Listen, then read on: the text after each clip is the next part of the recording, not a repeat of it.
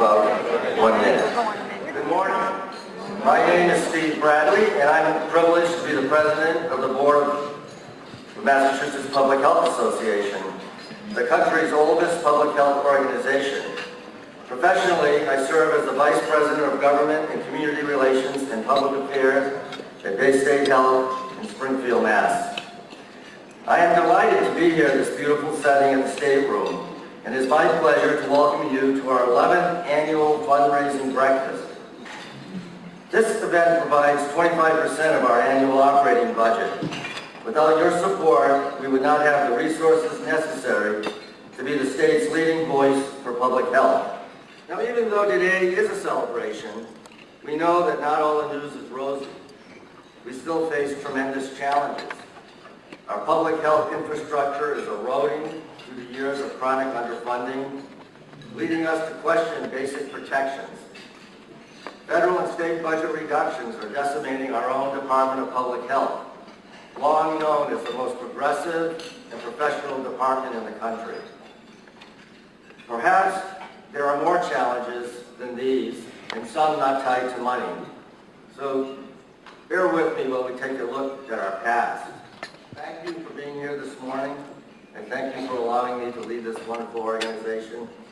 And I look forward to working with you today, tomorrow, and into the future. Thank you so much.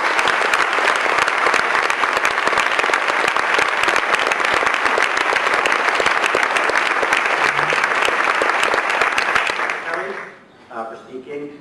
And I'm Toby, the Executive Director for the Massachusetts Public Health Association. And I'm glad to see everybody here today. It really is a full house, and I truly appreciate that, particularly on my first breakfast with you. So thank you very much for showing up. So let's get the awards program underway, and it really is truly my pleasure to introduce the first presenter, is Rebecca Paul.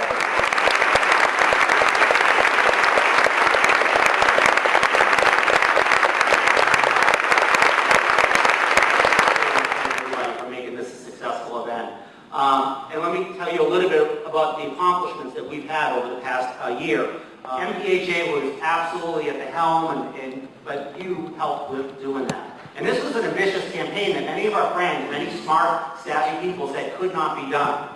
And we didn't listen, obviously. And it's done. And this campaign doesn't end with the passage of the bill. There's a lot more to do.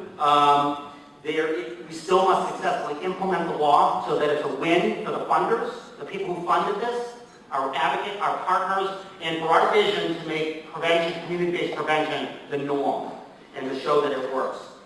I've had the honor of being appointed by the Patrick administration on the Prevention and Wellness Advisory Board, among a few other people here in the room. And we've already, the advisory board hasn't met, but we've already been pushing and prodding. But we really do have the support of the department and Commissioner Bartlett, and we truly appreciate this. This is already a role model for the country. And this is just one step that community-based prevention is the norm. Now, some of the other successes weren't so quick. We have so many, but I do want to mention the school nutrition bill. Started well over something around 15 years ago. Lori Stillman, Executive Director, who's here somewhere on the room. There she is right there.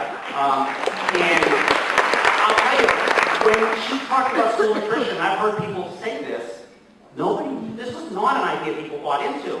And I think about my son going to school and being able to buy soda and candy. It seems common sense, but it wasn't. It wasn't then. And then that bill went on to Jeff Wilkinson, the next executive director. And then that bill went on to the next executive director, Val Bissett, where it did finally pass. And I have the privilege, on behalf of this organization, after 15 years of fighting tooth and nail, to say that 1 million kids today are impacted by that bill.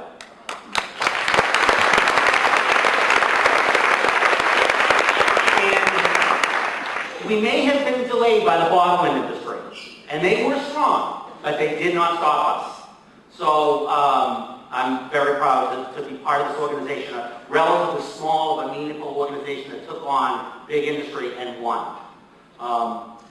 There are, those standards are some of the strongest in the country, with fruits, vegetables, getting rid of sugary sweet beverages, the high sodium within the schools.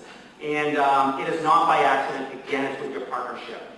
There are a number of other things that MPHA does. For 133 years, we've been about core public health. just this legislative session. We've been in the battle, in the thick of it, the nitty-gritty details, the stuff that really the public doesn't know about and often doesn't care about until something goes wrong. And we restored millions of dollars in cuts, and that's our job to protect the infrastructure. And by the way, that job isn't over. They're still in conference committee, so if you want to know how you can help, please go to our website. We're a great website, great action alerts, and I encourage you to do that. The last thing I'll mention, which is and there's so many, but the last one I'll mention is the Act Fresh campaign. And the Act Fresh campaign is really a coalition of statewide partners promoting healthy eating and active living. And it's from corner to state. And right now, this year, we're working on transportation, making sure that public health is incorporated within the transportation debate. That means bike paths, walking trails, complete streets that are accessible for cyclists and pedestrians, reducing smog, reducing accidents. We're also involved in zoning reform, promoting healthy community design, and to ensure that strong public health provisions are within the zoning regulations. We're the convening partner of the Grocery Access Task Force, and that legislation would provide resources so that stores can provide healthy food in some of these food deserts that Steve talked about. Something that I remember many years has been in talk, and now is close to reality. And I'm very proud to say that that bill is very close to coming out of committee. We expect it to come out of committee this week. There is just so much I could go on. That's just highlights of some of the recent activities and wins over the past year. School nutrition, the prevention trials, Act Fresh, budget advocacy. We are very proud of this. We are a relatively small staff, but we're a strong organization because of the teamwork and the lineage of the people that have built this organization that still stay around. I do want to really thank you for your partnership, but before we return to the program, I want to call Harold Fox, as he's coming up here. Right, Harold Fox is also another former MPHA board member, the recipient of the MPHA Paul Revere Award, the Associate Dean at the School of Public Health practice at Boston University, and a wonderful, wonderful advocate, truly.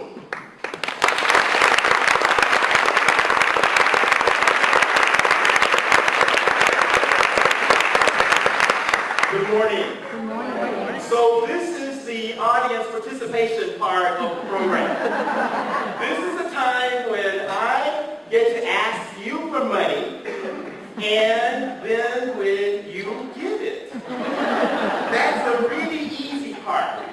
So on your tables, you will find envelopes.